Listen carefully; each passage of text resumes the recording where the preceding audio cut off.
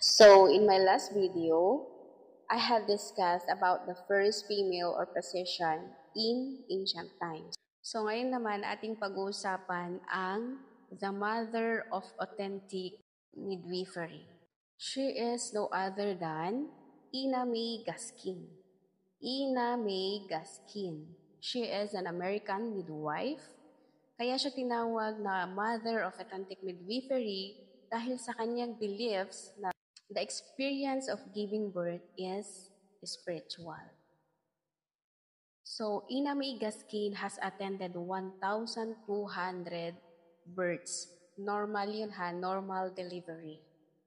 Including na dyan yung mga shoulder dystocia, nakapagpaanak na rin siya ng breech, premature, pero may partner siya noon na doktor. Pwede nyo i-search yung ginawa niyang libro, nandun lahat yung mga pinaanak niya. Ang pangalan ng libro niya is Spiritual Midwifery by Ina May Gaskin. She is also a founder and director of the Farm Midwifery Center located in Tennessee. In 1976, Gaskin introduced the all-force maneuver, which is called the Gaskin maneuver. So what is the Gaskin maneuver?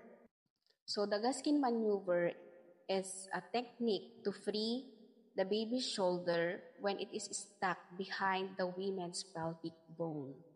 So let's take a look at the picture. Ang Gaskin maneuver ay pwede mong mapalabas yung baby without using any instrument. Kasi yung, di ba, sa ngayon, ginagamitan nila ng forceps. So, nagkakaroon tayo ng forceps delivery. So, sa Gaskin maneuver, positions lang. Iibahin lang niya yung position ni mother para yung pelvic bone ay mag-iiba yung kanyang position. May mga video sa YouTube na pwede nyo mapanood kung paano magpaanak through Gaskin maneuver. So, that's it.